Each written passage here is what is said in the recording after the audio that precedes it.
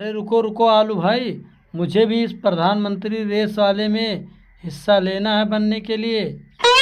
अरे वाह कालिया भाई, तुम इतना लेट कैसे आए? जरूर तुमने एक महुआ पी लिया होगा और किसी नाली में तुम पड़े थे पी के, तब तुम्हारे ऊपर कुत्ता मुसुक मुसुक रहे होगा, तब तुम आके होश में आए हो यहाँ पर। कैसी बात कर रहे हो आलू भाई? आज कसम आपके पिछवाड़े की, मैंने दारू को हाथ भी नहीं लगाया, खाली मुंह से लगा के पी लिया है। लेकिन आज मैं गया था अपना रिश्ता देखने के लिए, इसीलिए दारू को हाथ नहीं लगाया। लेकिन वो भी ससुरी मेरी कमबख्त दिमाग, देखिए कि मैं जब गया तो वहाँ लड़बड़ाते गया, मेरी किस्मत ही काम नहीं की, वो भी ससुरी मना कर दिया। अबे ओ सुन कल्लू कालिया, अगर तुझे कसम ही खानी है, इतना शौक चढ़ा है, तो तू अपने पिछवाड़े को खा कसम। ये मेरे क्यों इस एकलौते पिछवाड़े के पीछे तू पड़ा है? वैसे इसे ऊंची हुई पहाड़ बनाना चाहता है क्या? अरे जानू, कहाँ इस कल्लू बेवड़े के पीछे तुम पड़े हो प्रधानमंत्री से हिस्सा देने में? मैं तो कहती हूँ कि तुम फटाफट प्रधानमंत्री बनने का प्रक्रिया शुरू करिए।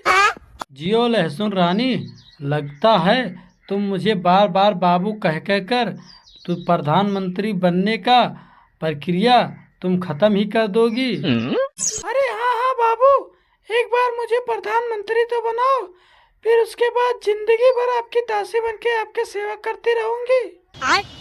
अरे रुको आलू भाई, मैं भी आ रहा हूँ, मुझे भी प्रधानमंत्री बनने में रेस वाले में हिस्सा लेना है। अरे झोपड़ी के कड़ुए करेले, तुम इतना लेट क्यों आया बे? अरे अब क्या बताऊँ आलू भाई, हमारे दिल पे जो बीती है, एक रईस जादे ने मुझे रास्ते में ही पकड़ लिया और वहीं मुझे पकड़ के जूस निकालने लगा। वो तो मेरी भली किस्मत जो मैं कहीं छुड़ा पुड़ा के आप भाग आया आपके पास, नहीं तो आप मैं जिंदा नहीं मिलता। देखो आलू भाई, आप इस कड़वे करेले के चिकनी चुपड़ी बातों में या कहीं आकर इसे प्रधानमंत्री मत बना देना, नहीं तो मेरा बरसों का सपना चूर चूर हो जाएगा। देख प्याज, तू दूसरे के बारे में भला बुरा कहने वाला, एक बार खुद जाके आईना तो देख, खुद गेंडे जैसी तेरी शक्ल है। ठीक है आलू भाई, माना कि आप मुझसे उम्र में बड़े हैं, लेकिन ये नहीं कि आप मेरा बार बार अपमान करो। अगर चलो ठीक है, फटाफट अब जल्दी से सब्जियों का राजा मुझे बना दो। अबे तू जैसा सोच रहा है प्रधानमंत्री या राजा बनना कोई ऐरो गैरो का काम है क्या? उसमें बहुत रिक्स होता है।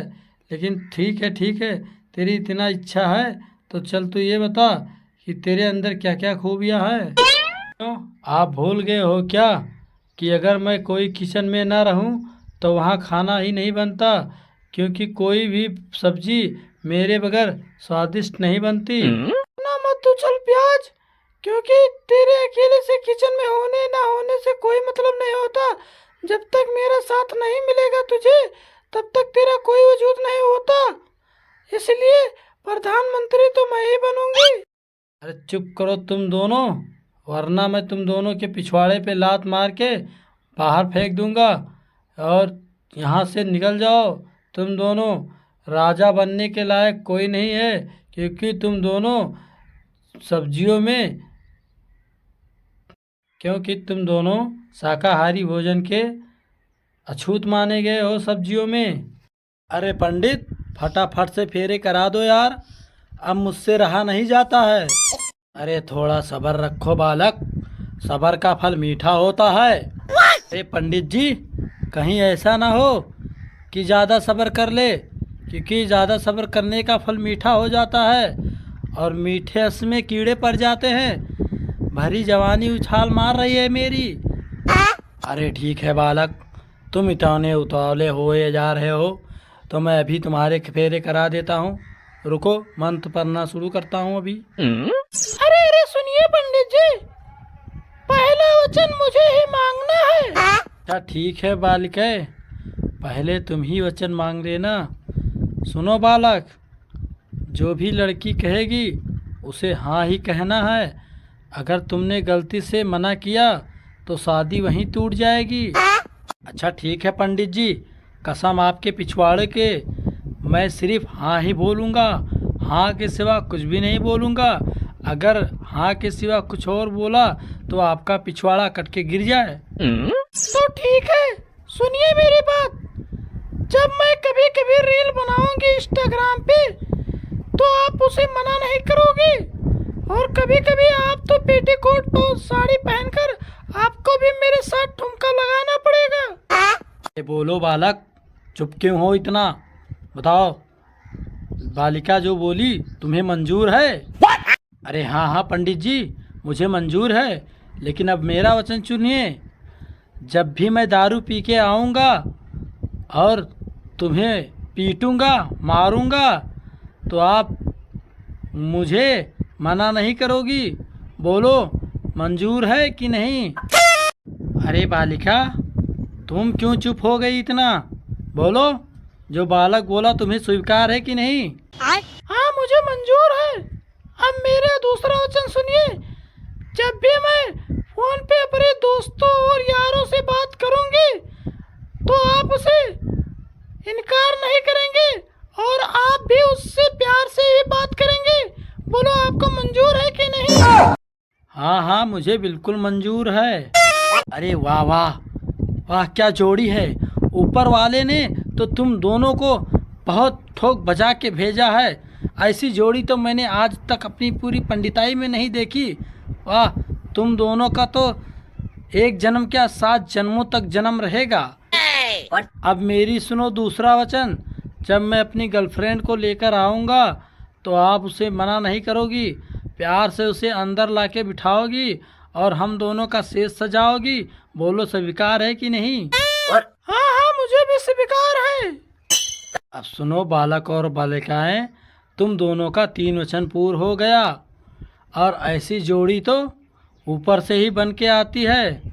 तुम दोनों की दूल्हा दुल्हन की जोड़ी बहुत अच्छी है।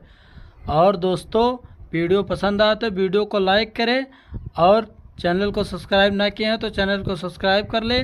और इसका अगला पार्ट जल्द ही आएगा, आप लोग कमेंट करें। बहू, ओ बहू, अरे क्या कर रही हो? कुछ नहीं माँ जी, दिख नहीं रहा है, बेसन घोल रही हूँ। बहू, तू बेसन घोल रही हो तो ठीक है, मुझे भी दिख रहा है, लेकिन मुझे ये भी दिख रहा है कि फालतू में गैस क्यों जला रही है?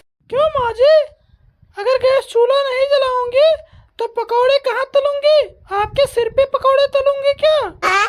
अरे कलमुही, मिट्टी का चूल्हा जला लेना चाहिए था।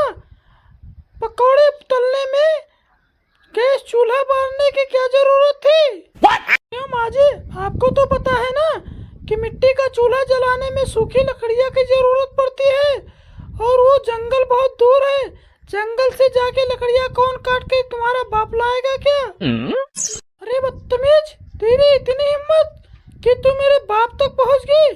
अब चुप हो जा, नहीं तो मेरी तेरी जबान खींच लूंगी। तुम आज सुनो जरा, तुम भी मुझे मेरा काम करने दो। बीच में कौवे की तरह काव काव मत करो, नहीं तो मैं भी ईंट मार के आपका सिर ही फोड़ डालूंगी। अरे सीमा, क्या तेरी इतनी मजाल कि यही तेरे माँ बाप ने तुझे संस्कार दिए हैं कि हमेशा बड़ों से ही बेइज्जती से बात करना? ओ रही जादे, सुनो जरा, अगर आप मेरी मदद नहीं कर सकते तो आप बीच में ज्यादा पटर पटर मत बोलो, समझ गए? नहीं तो मैं भूल जाऊंगी कि आप मेरे हस्बैंड हो। आपका मैं तो पूरी तरह बैंड बजा दूंगी। भगवान, ये कैसी बिगड़ैल बहू मिली है जो इसे कुछ भी काम कहो तो ये कुछ वो काम करने के बजाय पागल कुतिया की तरह काटने को दौड़ रही है। माँ जी, कुतिया होगी आप, आपकी बहन और आपकी माँ, या आपका पूरा खानदान। मैं तो अपने पापा की लाडली बिटिया हूँ। यही तो रोना है सीमा। अगर बचपन में आपके माँ बाप ने आपको इतना लाड प्यार ना दिया होता, अगर थोड़ी सी संस्कार दिए होते, तो आज आप इस हद तक नहीं जाती कि बड़ों से कैसे बात करते हैं। आपको ये समझ होता ज़रूर, बड़ों से बेइज्जती से बात ना करती। सुनो जी, आप झगड़े के बीच में मेरे माँ बाप क्यों ला रहे हो? हाँ, आप मुझे जानते नहीं हो। अगर ज़्यादा बोलोगे तो ये खौलता हुआ कढ़ाई का तेल आप दोनों माँ बेटे के ऊपर फेंक के राम नाम सत कर दूंगी। अपनी इस कैंची की तरह जलती हुई जुबान को थोड़ा लगाम लगा ले डायन, नहीं तो मुझे गुस्सा आ गया तो तेरी जुबान को मैं फावड़े से काट दूंगी। हाँ तो आ जाओ मैदान में, आज देख ही लेते हैं कि किसके पिछवाड़े में कितना दम है। अरे मम्मी, इस डायन से आप गलती से मत भिड़ना, ये बहुत ताकतवर है। एक बार मेरी और इसकी लड़ाई हो गई थी तो मेरा ये हाथ गोड़ बांध के और उल्टा लिटा के मुझे खूब पीटा था। अरे कलमुही, तू इस चुड़ैल से डर रहा है? तू जाके जल्दी से रस्सी ले आ। आज हम दोनों इसको पिल्लर में बांध के और इसके गर्म पानी खौलता हुआ डाल के इसकी आज सारी हेकड़ी निकाल देंगे। अरे नहीं नहीं माँ जी, मेरी तो आप माँ समान है, मैं आपको कैसे कोई नुकसान डालूंगी। आप प्लीज, मैं तो मजाक कर रही थी, मुझे माफ कर दो और गलती से मुझे पिल्हन में बांध के मेरे ऊपर खौलता हुआ पानी मत डालो, नहीं तो मेरी चमड़ी निकल के और हेकड़ी भी निकल जाएगी। मैं आप दोनों का इज्जत करूंगी आज से, प्लीज। ये हुई ना बात, अब आया हूँ ऊंट पहाड़ के नीचे। और दोस्तों, आप लोग भी अकेले अकेले क्यों हंस रहे हो? अगर वीडियो पसंद आया तो अपने दोस्तों के पास भी शेयर करो और वीडियो को लाइक और सब्सक्राइब कर लीजिए।